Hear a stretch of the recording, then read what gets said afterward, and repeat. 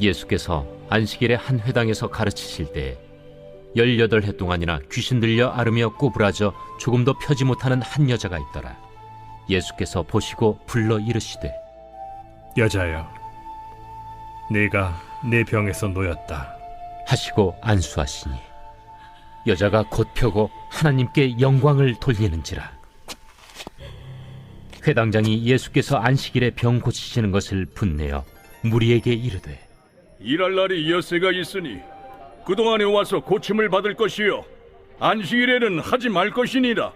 외식하는 자들아, 너희가 각각 안식일에 자기의 소나 나귀를 외양간에서 풀어내어 이끌고 가서 물을 먹이지 아니하느냐? 그러면 18해 동안 사탄에게 매임받은 이 아브라함의 딸을 안식일에 이 매임에서 푸는 것이 합당하지 아니하냐? 예수께서 이 말씀을 하시매 모든 반대하는 자들은 부끄러워하고 온 무리는 그가 하시는 모든 영광스러운 일을 기뻐하니라. 하나님의 나라가 무엇과 같을까? 내가 무엇으로 비교할까? 마치 사람이 자기 채소밭에 갖다 심은 겨자씨 한 알 같으니 자라 나무가 되어 공중의 새들이 그 가지에 깃들였느니라. 내가 하나님의 나라를 무엇으로 비교할까?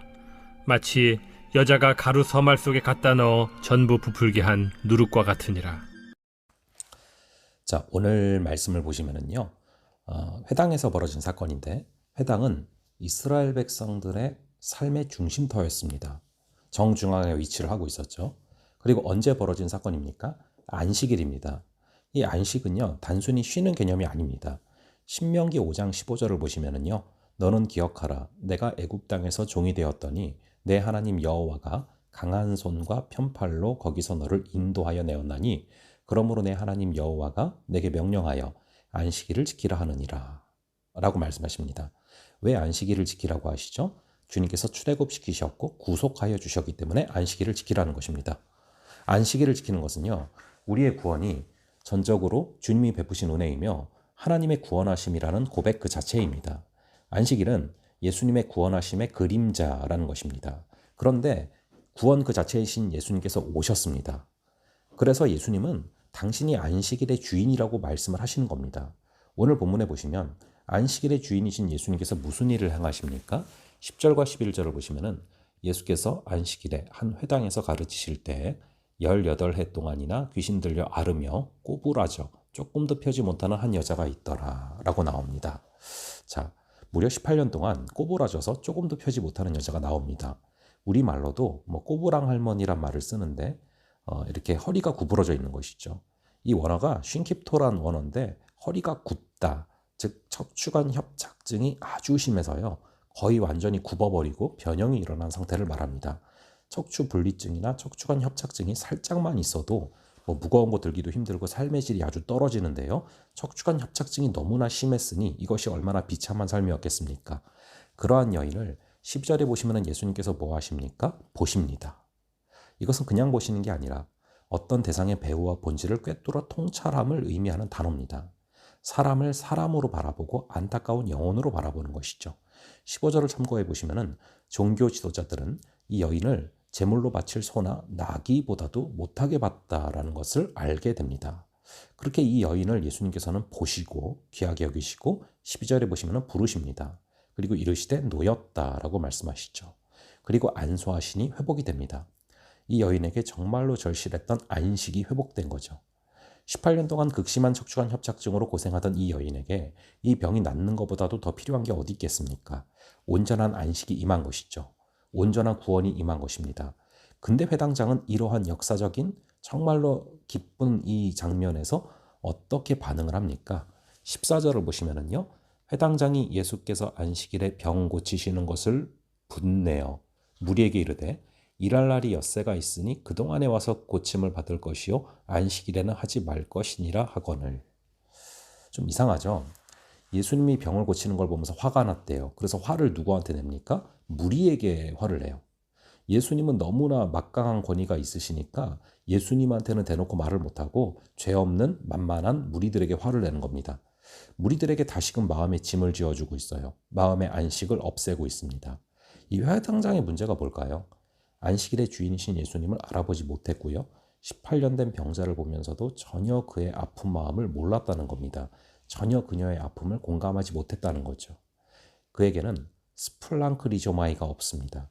불쌍히 여기는 마음이 없고요. 그저 안식일 규정을 지켜야 한다는 껍데기만 남아있는 것입니다. 예수님은 전에도 제자들과 함께 밀밭 사이를 지나가시다가 밀 이삭을 비벼서 드시는데요.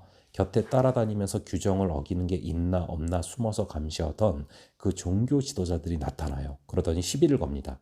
안식일 규정을 어겼다고 말을 하죠. 사실 여러분, 안식일 날 숨어서 감시하는 것 자체가 안식일을 어긴 거 아닙니까? 그러자 예수님께서 그 장면에서 뭐라고 말씀하십니까?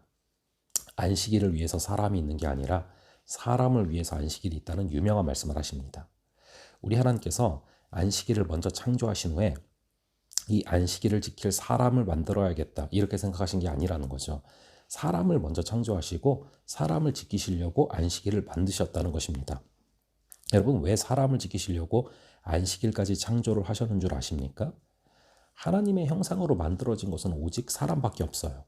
성전도 하나님의 형상으로 만들어진 게 아니고요. 안식일도 하나님의 형상으로 만들어진 게 아니죠. 오직 사람만이 한 명 한 명 하나님의 형상대로 만들어진 겁니다. 그러므로 거룩이란 무엇이냐? 안식일을 지키는 게 거룩이 아니라 사람을 아끼고 사람을 살리는 게 바로 거룩이라는 것입니다. 그게 예수님의 핵심 논지예요. 18년 된 병자의 병이 회복되는 거, 이거보다 더 안식일의 정신이 그대로 이루어지는 게 어디 있겠냐는 겁니다. 우리가요, 정말로 신앙적이라면 인간적이지 않을 수가 없어요. 가장 인간적인 게 가장 신앙적인 것입니다.